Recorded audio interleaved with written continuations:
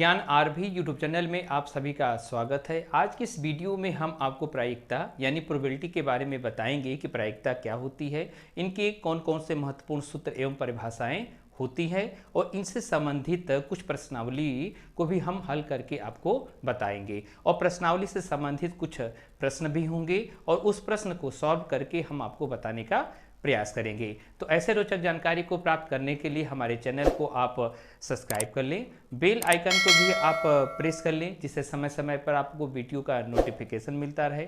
Video को देखते समय उसे आप लाइक करें, अपने दोस्तों में इसे शेयर करें। आपके जो भी सुझाव हैं, विचार हैं, कमेंट्स हैं, उसे कमेंट बॉक्स में ज़रूर लिखें। तो देर न करते हुए हम अपने वीडियो को शुरू करते हैं। आप हमारे साथ बने रहिए। आज की इस वीडियो में हम आपको प्रायिकता यानी प्रोबेबिलिटी के बारे में बताएंगे कि प्रायिकता क्या है और उनके कौन कौन से महत्वपूर्ण सूत्र एवं परिभाषाएं होती हैं और उनसे संबंधित प्रश्नावली को भी हम हल करेंगे और उस प्रश्नावली में कुछ ऐसे प्रश्न आएंगे जिसको हम आपको समझाने का प्रयास करेंगे। तो चलिए हम अपने व्हाइट बोर्ड के माध्यम से आपको प्रोबेबिलिटी के सबसे पहले आपको सूत्र और परिभाषाएं बता देते हैं, तब उसके बाद प्रश्नावली में जो प्रश्न होंगे उनको भी सॉल्व करके बताने का प्रयास करेंगे। तो आप हमारे व्हाइट बोर्ड की तरफ जो है अच्छे से देखिएगा और उसे अच्छे से समझ में आपको आ जाएगा। तो सबसे पहले हम लोग ये जानना चाहते हैं कि प्रायिकता यानी प्रोबेबिलिटी क्या है। तो प्रोबेबिलिटी को यहाँ पर P से संकेतित किया गया है और उसके बाद जो उनमें घटना घटित होती है उस घटना को इस सिंबल से यहाँ पर संकेत किया गया है। तो सबसे पहले हम लोग ये जानने का प्रयास करते हैं सूत्र और परिभाषाएं। तो व्हाइट बोर्ड से हम आपको समझाने का प्रयास करते हैं। तो हमारे व्हाइट बोर्ड में आप देखेंगे तो यहाँ पर महत्वपूर्ण सूत्र एवं परिभाषाएं यहाँ पर लिखी गई है। अब हम चलते हैं इनके कौन कौन से सूत्र और परिभाषाएं हैं।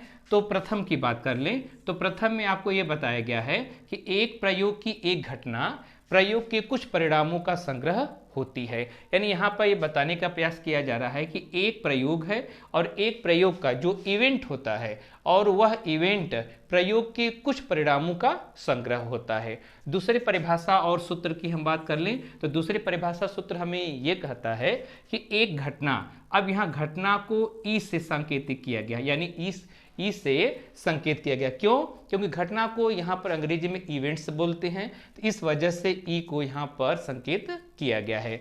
यानी एक घटना यानी संकेत क्या है? ई की आनुभविक या प्रायिकता। अब प्रायिकता को किससे सिंबल करेंगे? P से, क्योंकि प्रायिकता की अंग्रेजी कित क्या होती है? प्रोबेबिलिटी। इसलिए प्रायिकता को P से सिंबल करेंगे।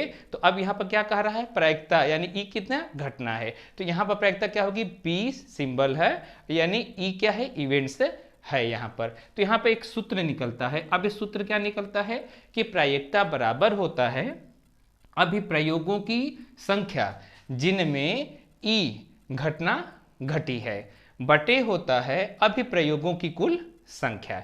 एक बार फिर हम आपको बता देते हैं कि प्रायिकता का सूत्र होता है कि अभिप्रयोगों की कुल संख्या जिनमें ई घटना घटित है बटे होता है अभिप्रयोगों की कुल संख्या। और तीसरी महत्वपूर्ण सूत्र और परिभाषा की हम बात करेंगे कि किसी घटना के घटने की जो प्रायिकता होती है, यानी किसी घटना के घटने की प्रायिकता 0 और 1 के बीच, जिसमें 0 और 1 सम्मिलित है यहाँ पर होती है। तो अभी मैंने आपको प्रायिकता से संबंधित कुछ महत्वपूर्ण सूत्र और परिभाषा के बारे में बता दिए। अब प्रायिकता से संबंधित प्रश्नावली को हम हल करेंगे। अब चलते हैं अब प्रश्नावली में पहले सवाल को यहाँ पर हल करने का प्रयास करते हैं। तो इस प्रश्नावली में पहला प्रश्न यहाँ पर दिया गया है और पहला प्रश्न है, एक क्रिकेट मैच में एक महिला बल्लेबाज खेली गई 30 गेंदों में 6 बार चौका मारती है। चौका न मारे जाने की प्रायिकता ज्ञात कीजिए। यानी यहाँ पर प्रश्न में हमें ये कह रहा है कि एक क्रिकेट मैच है और एक क्रिकेट मैच में एक महिला बल्लेबाज है और एक महिला क्या करी है? बल्लेबाजी करी है। तो बल्लेबाजी जब कर रही है तो खेली गई 30 गेंदों में, यानी कुल गेंद जो है 30 गेंद वह खेल रही है और 30 गेंद खेलने में 6 बार चौका मारती है सिर्फ। तो अब यहाँ पे ये पूछ रहा है कि चौका न न मारे जाने की प्रायिकता को ज्ञात कीजिए। तो यहाँ पर आप ये जान सकते हैं कि यहाँ पर जो महिला बल्लेबाज है 30 गेंद खेलती है, तो 30 गेंद खेलती है तो हम ये कह सकते हैं 30 चौके भी मार सकती है। लेकिन यहाँ पर 30 गेंद खेलकर लेकिन 6 बार ही चौका मारती है। तो अब इस प्रश्न को हमको हल करना है, और हल करने में क्या प्रश्न पूछ रहा है कि चौका न मारे जाने की प्रायिकता को हमको बताना है। तो हल में हम आपको ये बता रहे हैं कि सबसे पहले हम लोग ये निकाल लेंगे कि चौका मारे जाने की जो प्रायिकता होती है वह कुल कितनी है। तो सबसे पहले आप ये जानिए कि चौका मारे जाने की कुल संभावना कितनी है, 30 है। ठीक, क्योंकि यहाँ पर 30 गेंद फेंकी गई है तो संभावना यह दर्शा रहा है कि चौका मारने जाने की कुल संभावना जो है 30 है। ठीक, अब महिला बल्लेबाज द्वारा 30 गेंद खेली गई, जो महिला बल्लेबाज है वो 30 गेंद क्या की है, खेली गई, और 30 गेंद जब खेली गई तो जिनमें चौका लगने के अनुकूल परिणाम कितने हैं, मात्र 6 ही हैं। तो अब यहाँ पर हम लोग ये निकालेंगे कि चौका मारे जाने की प्रायिकता पहले निकाल लेते हैं।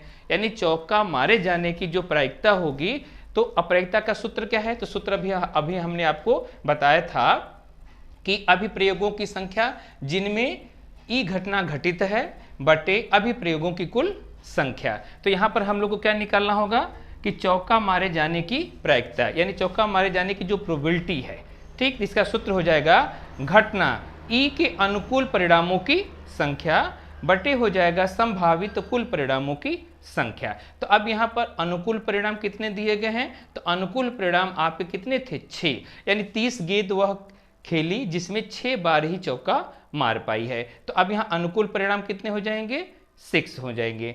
लेकिन क्या कह रहा है, संभावित कुल परिणामों की संख्या क्या है, तो संभावित कुल परिणामों की संख्या हो जाएगी 30, यानी 6/30। अब 6/30 को अब यहाँ पर हम सिंपलेस्ट फॉर्म में कर देते हैं। तो जब सिंपलेस्ट फॉर्म में करेंगे तो 6 1 जा 6 हो जाएगा, 6 5 जा 30, यानी यहाँ पर 1/5, यानी चौका मारे जाने की कुल प्रायिकता कितनी आ गई, 1/5। लेकिन प्रश्न में पूछ क्या रहा है, प्रश्न में पूछ ये रहा है कि चौका न मारे जाने की प्रायिकता हमें ज्ञात कीजिए। तो अब यहाँ पर हम लिखेंगे कि चौका न मारे जाने की प्रायिकता। तो चौका न मारे जाने की प्रायिकता हम क्या करेंगे, अब यहाँ पर जो घटना घटित हुई, अब वहाँ पर क्या कर रहा है, 1 में से 1/5 को माइनस कर देंगे। क्यों, क्योंकि यहाँ पर हम महत्वपूर्ण सूत्र परिभाषा में आपको बताए थे कि किसी घटना के घटने की जो प्रायिकता 0 और 1 के बीच होती है। तो अब यहाँ पर हम क्या कहेंगे कि अब कह रहा है कि चौका न मारे जाने की प्रायिकता, अब यहाँ पर लिखेंगे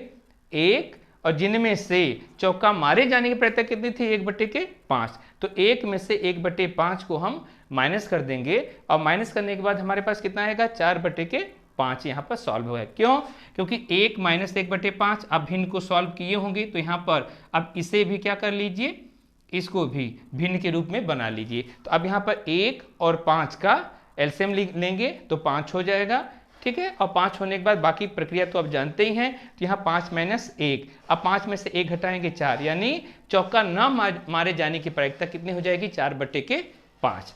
अब हम प्रायिकता से संबंधित अब अगले सवाल की तरफ चलते हैं। अब हम आपको अगला सवाल बताने चल रहे हैं, और अगला सवाल है प्रश्न संख्या 2। और प्रश्न संख्या 2 क्या कह रहा है, 3 सिक्कों को एक साथ 200 बार उछाला गया है तथा इनमें विभिन्न परिणामों की बारंबारताएं ये हैं। अब यहाँ पे एक सारणी बनाई गई है। अब सारणी में हम लोग क्या देखते हैं, सारणी में आपको बताया गया है परिणाम, बारंबारता। अब परिणाम में क्या कह रहा है, 3 चित 23, 2 चित 72, 1 चित 77, कोई भी चित नहीं 28। अब प्रश्न में पूछ क्या रहा है कि यदि तीनों सिक्कों को पुनः एक साथ उछाला जाए तो 2 चित आने की प्रायिकता ज्ञात कीजिए। तो यहां पर हम लोग को समझने का यह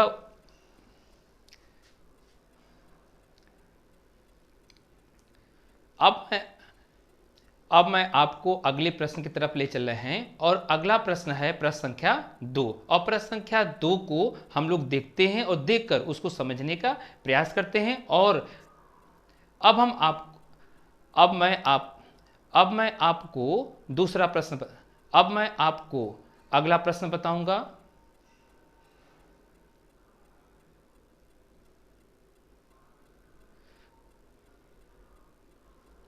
अब मैं आपको अगला प्रश्न यानी प्रश्न संख्या 2 बताने चल रहा हूं। और प्रश्न संख्या 2 क्या है, देखिए यहां कह रहा है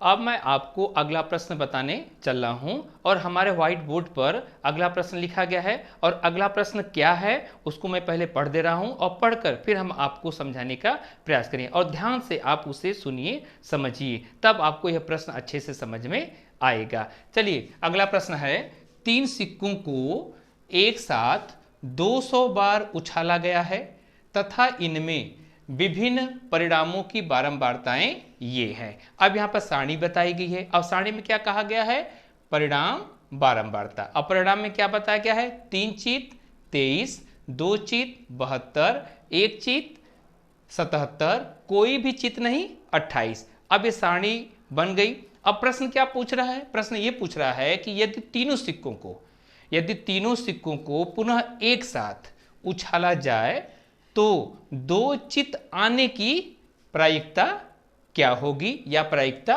ज्ञात कीजिए। तो यहां पर हम लोगों को यह समझना है कि हम लोगों के पास जब हम कॉइन्स देखते हैं तो उस कॉइन में एक चित होता है, एक पट होता है। और प्रश्न में क्या कर रहा है, 3 सिक्का है और 3 सिक्कों को कह रहा है ना कि तीनों सिक्कों को एक साथ उछाला जा रहा है। कितनी बार, 200 बार उछाला जा रहा है। तो अब इसमें एक सारणी भी आपको दे दिया और सारणी में बारंबारता भी बता दिया और बारंबारता बताने के बाद पूछ भी रहा है 2 चित्त आने की प्रायिकता क्या होगी। अब हम क्या देखते हैं, इसका हल देखते हैं। वैसे प्रश्न को आप 2 बार 3 बार अगर आप पढ़ेंगे तो खुद ब खुद जो है उस प्रश्न का हल आपको आ जाएगा। अब इस प्रश्न का हल हम लोग देखते हैं। इस प्रश्न का हल क्या होगा, देखिए इस प्रश्न का हल ये है कि चूंकि 3 सिक्के एक साथ 200 बार उछाले जाते हैं, यानी प्रश्न ये कह रहा है कि 3 सिक्के हैं और एक साथ उछाले जा रहे हैं। कितनी बार, 200 बार उछाले जा रहे हैं। तो कुल संभावित परिणामों की संख्या कितनी हो जाएगी, 200 ही होगी। अब प्रश्न क्या पूछा, प्रश्न ये पूछा कि 2 चित्त आने वाले प्रायिकता ज्ञात कीजिए। तो 2 चित्त आने की प्रायिकता क्या होगी, तो 2 चित्त आने की प्रायिकता होगी। अब यहां पर हम लोग ये सूत्र देखते हैं कि 2 चित्त आने की संख्या बटे कुल संख्या। तो अब यहां पर हम लोग ये देख लेते हैं कि 2 चित्त आने की कुल संख्या कितनी है, तो 2 चित्त आने की कुल संख्या है 72, ठीक ना। 2 चित्त आने की कुल संख्या यहां पर दिया गया है 72, लेकिन सिक्के 3 हैं और 3 सिक्कों को एक साथ उछाला जा रहा है। और कितनी बार उछाला जा रहा है, 200 बार उछाला जा रहा है। तो कुल संभावित परिणाम कितने हो जाएंगे, 200 हो जाएंगे। तो अब यहां पर हम लोग क्या लिखते हैं, प्रायिकता ये लिखेंगे कि 2 चित्त आने की प्रायिकता बराबर 2 चित्त आने की संख्या कितनी थी, 72, कुल संख्या कितनी थी या कुल परिणाम कितने थे, 200, यानी 72 बटे 200 यहां पर लिख लेंगे। अब 72 को 200 को क्या करेंगे, कट करेंगे या सिंपलेस्ट फॉर्म करेंगे, क्योंकि भिन्न में है तो भिन्न को क्या करेंगे, सिंपलेस्ट फॉर्म करें। तो सिंपलेस्ट में कैसे करेंगे, अब 72 को ऐसे नंबर से काटें जो कट जाए और 200 को ऐसे नंबर से काटें जो कट जाए, जो सेम। तो यहां पर हम 8 लेते हैं, तो 8 9 जा 72, तो ये 9 आ गया। अब 8 से ही 200 को काटते हैं, तो 8 को 200 से काटेंगे तो देखिए 8 2 जा 16, अब यहाँ 4 यानी रिमाइंडर बचेगा, ठीक ना, 4 बच जाएगा। अब 0 और 8 5 जा 40, तो अब यहाँ पर हो जाएगा 9 बटे के 5, यानी 2 चित्त आने की प्रायिकता कितनी हो जाएगी, 9 बटे के 5। अब हम आपको बताते हैं प्रश्न संख्या 3 यानी अगला प्रश्न। देखिए प्रश्न संख्या 3 कह रहा है कि आटे की उन 11 थैलियों में जिन पर 5 केजी अंकित है, वास्तव में आटे के निम्नलिखित भार किसमें है, केजी में है। तो हम लोग भार देख लेते हैं। भार क्या है, भार है 4.97, 5.05, 5.08, 5.03, 5.00, 5.06, 5.08, 4.98 और 5.04, 5.07, 5.00। अब यहाँ पर कुल कितने थैलियां हैं, 11, और 11 थैलियों पर यहाँ पर जो है क्या है, वेट अंकित है, और वेट किस में है, केजी में है। अब प्रश्न क्या पूछ रहा है, प्रश्न ये पूछ रहा है कि यह दृक्षया चुनी गई मतलब चुनी गई एक थैली में 5 केजी से अधिक आटा होने की प्रायिकता क्या होगी। ठीक ना, यानी यहां पर प्रश्न यही पूछ रहा है कि 5 केजी से अधिक आटा होने की प्रायिकता क्या होगी। तो प्रश्न से ही खुद समझ में आ रहा है कि इसका आंसर निकल सकता है। अब इनका हम हल बता देते हैं। तो सबसे पहले हम लोग जो है ये देखते हैं कि आटे की कुल थैलियों की संख्या काउंट कर लेते हैं। तो आटे की कुल थैलियों की संख्या कितनी है, 11। काउंट करके देख लेते हैं कि 11 है कि नहीं। देखिए यहां पर 1 2 3 4 5 6 7 8 9 10 11, यानी कुल 11 थैलियां यहां पर हैं। तो हम लोग क्या लिखेंगे, आटे की कुल थैलियों की संख्या हो जाएगी 11। अब हमको करना क्या है, 5 केजी से अधिक आटे वाली थैलियों की संख्या ज्ञात करनी है। यानी 5 केजी से अधिक आटे की थैलियों की संख्या कितनी हो जाएगी, 7। आइए काउंट करके देख लेते हैं 7 है कि नहीं। अब यहाँ पे देखिए 5.05 1, 5.082, 5.03 3, अब देखिए 5.06 4, 5.08 5, 5.046 और 5.07, अब यहाँ पे 7, यानी 7 थैलियाँ ऐसी हैं जो 5 केजी से अधिक है। तो हमको करना क्या है, प्रायिकता निकालनी है। प्रायिकता किसकी निकालेंगी, यानी वही 5 केजी से अधिक आटा होने की प्रायिकता क्या होगी। तो हम लोग लिख लेंगे कि इसकी प्रायिकता बराबर 5 केजी से अधिक आटे की थैलियां। तो 5 केजी से अधिक आटे की कुल थैलियां कितनी थी, 7। और अब यहां पर लिख लेंगे टोटल थैलियां कितनी थी, 11, यानी 7/11 ये आ जाएगा। तो आ गया। तो अभी मैंने आपको प्रायिकता से संबंधित प्रश्नावली और प्रश्नावली में कुछ ऐसे प्रश्न थे जिसको सॉल्व करने का प्रयास किए हैं। आप अपने प्रश्नावली से कुछ और भी प्रश्न को हल करने का प्रयास करिएगा। आप बार बार सूत्र को याद करिएगा, परिभाषा को पढ़िएगा और प्रश्नावली में जो प्रश्न दिए गए हैं उसे पढ़िएगा और पढ़कर समझने की कोशिश करिएगा और कोशिश करने के बाद उसको आप लगाने का प्रयास करिएगा। अब हम आपसे मिलेंगे अगले वीडियो में, तब तक के लिए आप सभी को धन्यवाद।